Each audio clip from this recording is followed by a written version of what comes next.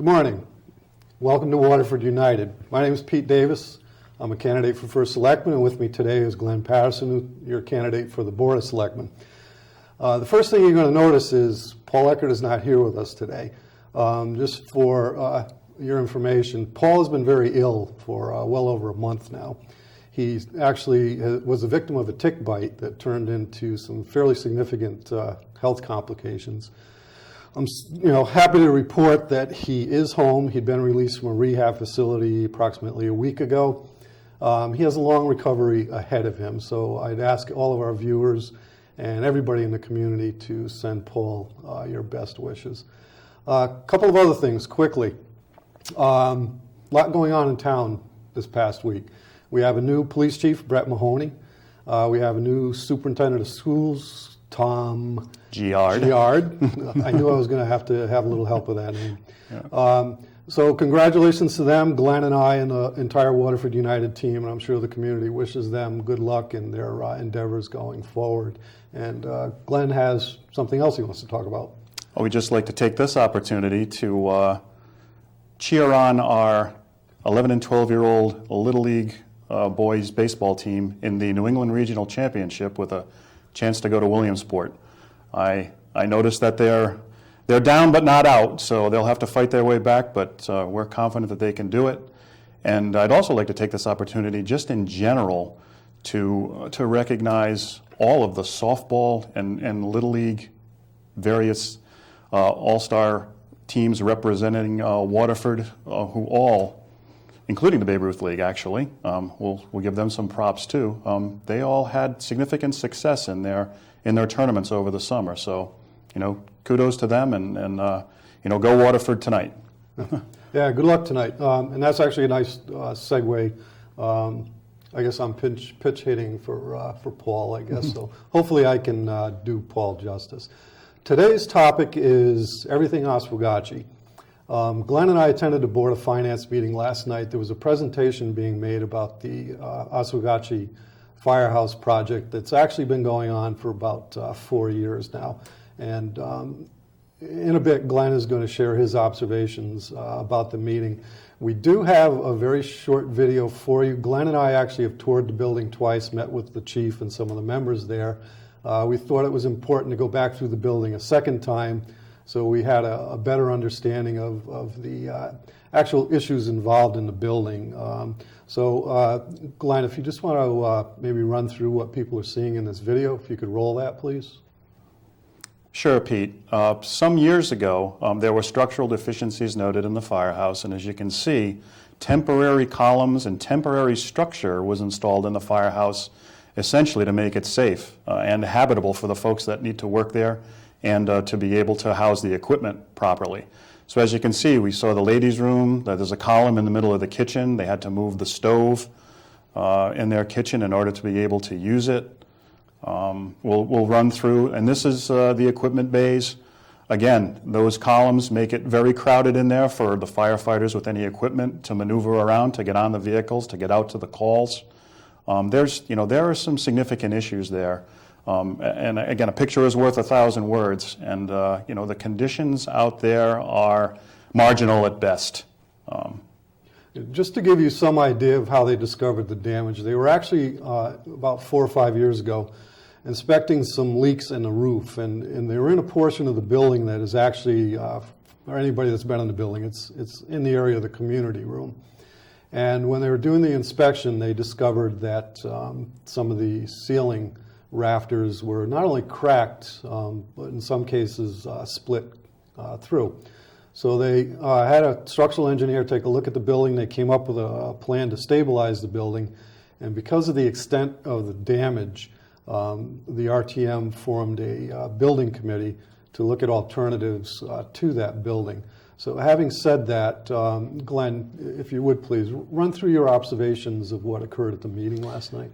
At the Board of Finance meeting last night, the Oswegatchie Building Committee gave a PowerPoint presentation as to the status of the project as far as information they'd received from architects and engineers as to the options for renovating or renovating or building as new the firehouse. And they had talked an option of repairing some of it, replacing some of it, or completely replacing the current building. When the committee finished, I would say there was a series of questions and some discussion. There was discussion by the first selectman. There were questions from the members of the Board of Finance. And in the end, it was very obvious that there were three very frustrated parties coming out of that exchange or that discussion.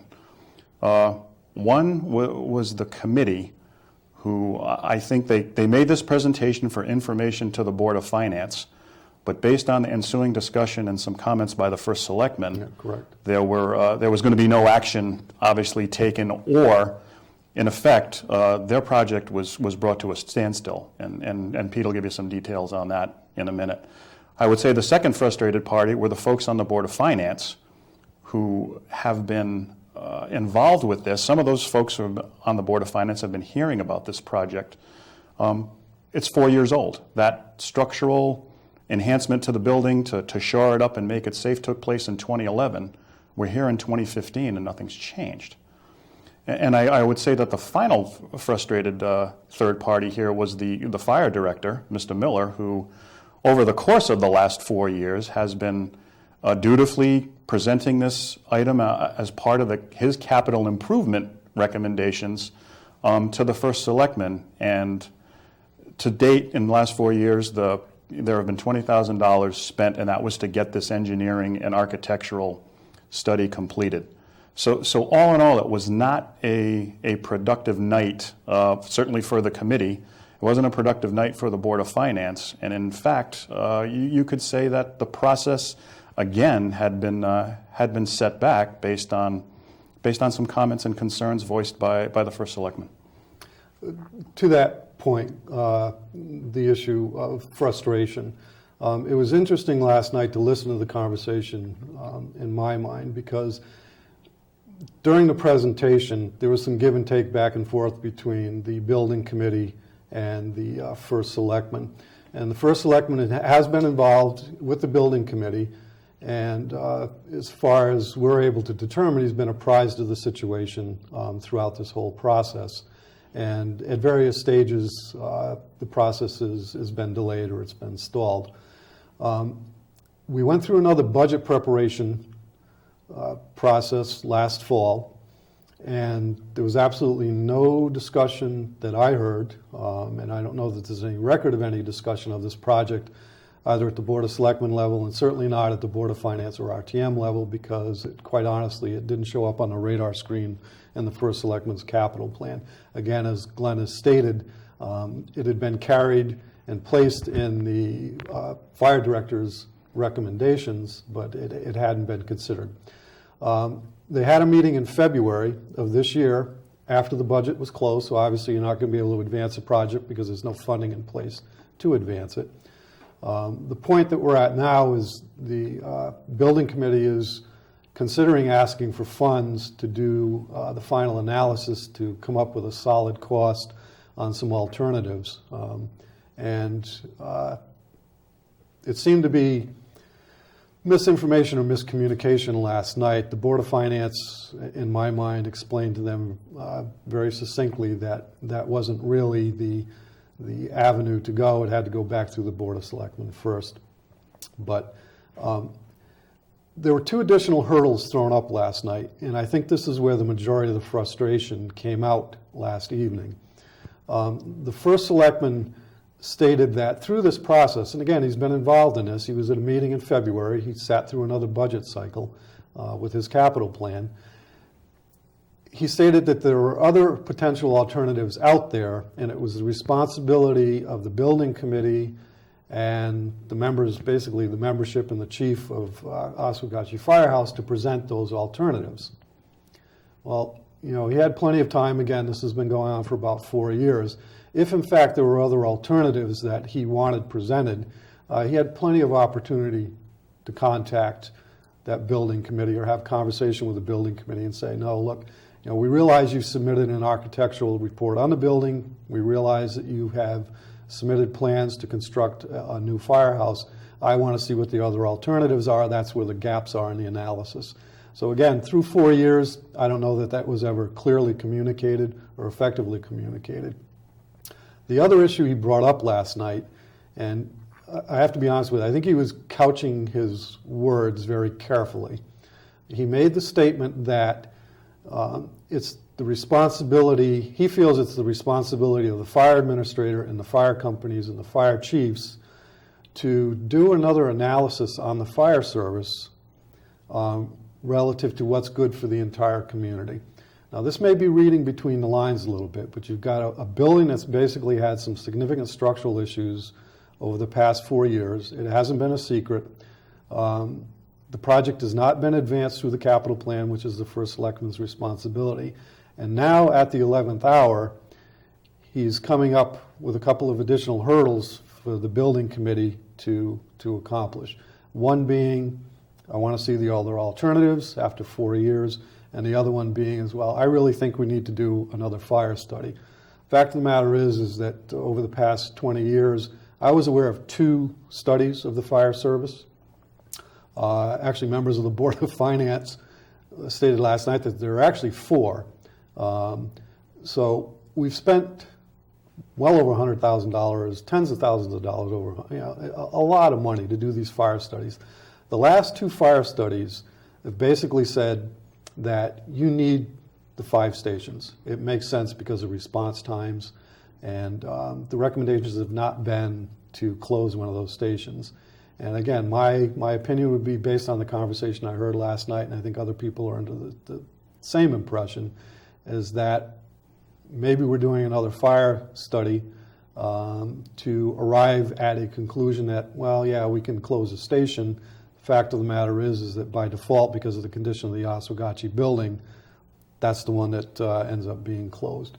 Now, some of this may be assumption on my part, but again, I'll let the people that were in the room last night come to their own conclusion, but that is essentially what I heard. And, there was also a third element that the first selectman raised, which I think surprised some of the people in the room, or it was at least a very recent development, was the legal status of the land and the ownership of the land and the building relative to the town funding construction or significant renovation of the fire station. And one of the committee members very succinctly later on in the meeting made the comment. He said his point was he didn't think that was something very significant that should really stand in the way, because public-private partnerships happen in the state and this country all the time and happen very successfully. So again, it seemed that there were some 11th hour impediments that that were raised last night that again essentially bring this process full circle once again back to the committee to revisit the Board of Selectmen. Yeah. And there's an element of fairness here, especially when you've been involved in the process. Is that it doesn't do anybody any good to keep moving the ball every time the building committee has thought they've arrived at where they need to be. It seems like the ball is moved again. And that's just, there's an element of fairness to it. Excuse me. And the other issue you've heard Glenn and I talk about before, there's also a significant issue of transparency here. If you're the first selectman and you're involved in these projects, or even not every meeting, you have an obligation. If you're thinking about, okay, there's some other alternatives I want to see, we have an ownership issue if the project is bonded, which I think, quite honestly, Glenn has mentioned, it was actually Vic Ferry that brought that point up. There are private-public partnerships between government and private parties all over the state of Connecticut, all over this country. Those issues can be worked out. So again, the ball has been moved in that respect. The first selectman was asked by a member of the Board of Finance, have you spoken to the town attorney about getting an opinion so we can clarify this? The response was, well, I had a conversation with the town attorney. The town attorney said that we can't bond money if we don't own the property. Again, I think there's probably some reasonable solution to that. One of the solutions, quite honestly, is Oswegatchie Firehouse could maintain ownership of the property. The town could essentially do a land lease. It's called an indentured lease. There are examples of it all over the state of Connecticut. And basically what it is the town of Waterford, for $1, would lease the property from Oswegatchie for some period of time. And in fact, there is an agreement in place now that should the Oswegatchie Firehouse, God forbid, go out of business, they will actually be required under the current agreement to turn the property and the building over to the town of Waterford. So you already have precedent set there. The other issue is that over the years, the town of Waterford has invested literally tens of thousands, not hundreds of thousands of dollars into these fire company buildings under that agreement. Again, it may be a technicality with the bonding issue and ownership, but I think that can be worked through. The fact of the matter is that when that question came up, it's incumbent upon the first selectman to direct the town attorney to provide an answer. Again, another hurdle, and demonstrates to me that maybe there isn't a strong will or the intention to move this project forward anytime soon. The idea of doing another fire study, I'm not sold on that. There were comments last night by the director of the chairman of the Board of Finance. I think the quote was, "You'll have to cut my throat to get me to vote for spending hundreds of thousands of dollars, spending six figures on another fire study." Yeah, and that's essentially a quote. And again, the existing fire study is only about 10 years old, and here's the issue. I'm going to be fairly blunt about this. If, in fact, I'm privileged enough to be sitting in the first selectman's seat after November, I'm making a commitment to the fire service and to the community now that I am not going to support any measure that significantly diminishes the level of public safety in this town within any district. I don't care if it's Cohansey, Goshen, Quaker Hill. I'm not going to support it. We've already had one instance where there have been reductions in staffing, and through Glenn's hard work, we've demonstrated on the record that there is in fact a reduction in hours of paid people in some of these stations. The fire administrator told us last night they're monitoring the situation. Glenn and I are willing to maintain an open mind, but at some point we have to sit down and determine whether or not this current agreement is actually working. I will not support the closure of any of these firehouses, and this is why. The fire service over the past decade, probably longer, has been making a concerted effort to do what they can to reduce the cost of fire service. They've not replaced equipment. For instance, there's a command vehicle in Oswegatchie that serves the entire town. There's a ladder truck in Jordan that they're getting ready to replace. That is available to the entire town. The fact of the matter is that every piece of equipment and every volunteer firehouse is available to any fire district in town. There's another comment that came from one of the committee members last night too. I believe he's the assistant chief at Oswegatchie, Rocco Bracciali, made the point that at all the firehouses in town, it's the volunteers that are doing maintenance items. They're volunteering their time and their labor to maintain these facilities on behalf of the citizens of the town. The town's not getting charged for their labor, and they take great pride in doing that. And they've gone a long way again to carry their part of the bargain, not only to provide the fire service to the town, but to take care of the assets that the town's provided them. Yeah. The other issue is, in the fire service, the fire studies have demonstrated this, is, I don't know if it was by luck or by design, but when these independent consultants took a look at response times within the fire districts, it's almost to the minute. So if there's a response to Crystal Mall from Cohansey, they time that out. If there's a response to something in Quaker Hill, they time that out. And I think the number is somewhere around 8 minutes or something is the average response time. It's more like 4 or 5 minutes. Yeah, so again, even better. To most of town. And as we've said before, a few minutes one way or the other can make a significant difference, especially with an ambulance call. The town is growing. The town is changing. I don't think anybody can dispute that. So at the same time, the fire service has been doing their part to come up with cost-saving measures to deliver their services less expensive, still maintain the same level of excellent service within town, to the point of, in prior years, we're told that they had enough hose in the firehouse to replace the hose they had on the trucks. What we're being told now is the situation is that pretty much in every firehouse, there's one set of hose to replace a set of hose on one truck. So they've also reduced the amount of equipment that goes onto these trucks. Another one in a conversation with the chief at Jordan involves a nozzle on one of the pumpers. He said, you know, the nozzle is about $2,000. If something happens and we lose that nozzle, I don't have another nozzle for that truck. So in effect, if they have a call, something happens to that nozzle, it's damaged, that truck is essentially out of service for some period of time until they can get another nozzle. The money's not in the budget. They run things, the chiefs I've talked to, they run really tight ships. The other issue is, as the town has grown, and we've had, you know, the fire service basically cutting back where they can, the actual liability or the exposure in town for these fire companies has increased dramatically. I mean, anybody that's spent any time in town here knows what's happened within that Route 85 corridor is probably the best example. The amount of exposure there has increased dramatically. We have a number of new retail outlets within the past 10 years on that Route 85 corridor. And we have an obligation to protect those assets for those businesses and those people that rely on those businesses. We have new schools across the town. Sure. You know, so we have a responsibility to make sure that those are protected properly. Down in Goshen, you have the expansion at Eugene O'Neill Theater. You have the expansion at the Harkness Park, the Harkness Camp Harkness.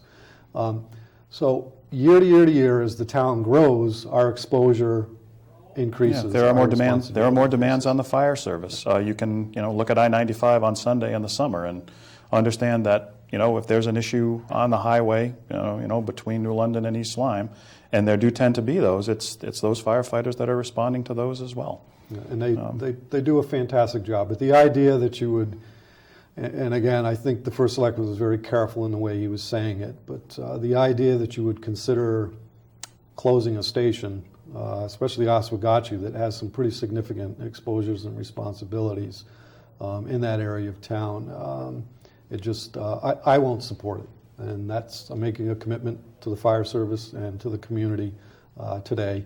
I just won't. One of the other issues that's come up in Oswegatchie, because we are talking about all things Oswegatchie today, Glenn and I had heard some conversations in town about a proposed development in the Oswegatchie section. And we had the opportunity, through an invitation, to attend a neighborhood meeting of people that are concerned about that development. And I want to point this out because I was impressed at that meeting, having been involved in the planning world for a number of years now. They were very clear that they weren't against the development. What they had issues with were they felt like they were not respected, or their opinions were not respected at town meetings, that there was information that wasn't getting out when it had been requested.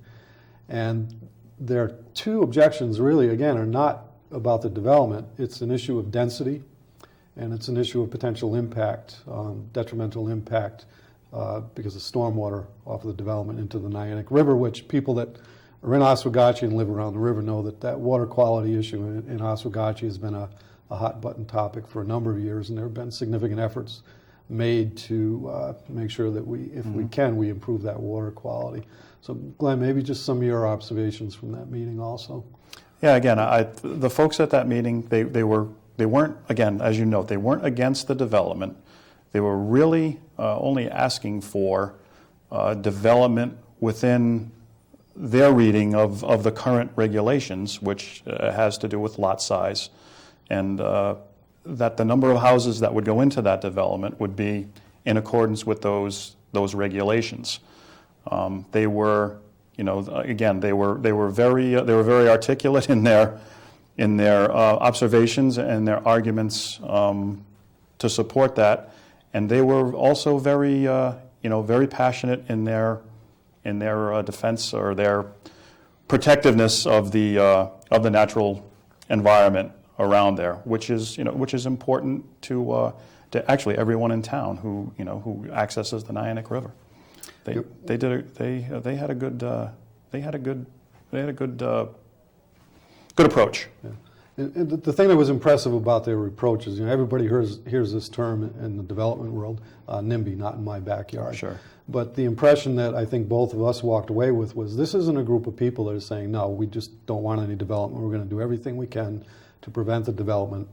They were actually being, in my mind, they were being very reasonable, very pragmatic about their approach to it, and very willing to have a conversation with a developer in the town through the planning process about what they feel is appropriate. And just a little bit of background without getting too technical. The development is being proposed under a current regulation, and it's permitted. It's permitted in that particular zone, and the type of development they're proposing is called a cluster subdivision, which, long story short, allows a developer to increase some densities when he does set-asides to ostensibly protect environmental resources on the site. So there are some wetlands on the site. Those wetlands have been set aside. And the consequence of that is that it's really created a situation where there are very small lots, and those single-family residences would be pretty tightly packed together from what we've seen on the plan. Yeah, the buildable portion of that property is limited. There's really no place else for the developer to go. And again, the developer, he's doing what developers do. He's trying to maximize his return on the development of that lot. And again, the residents feel that attempt to maximize his his profit is to the detriment of the neighborhood and the community. Right.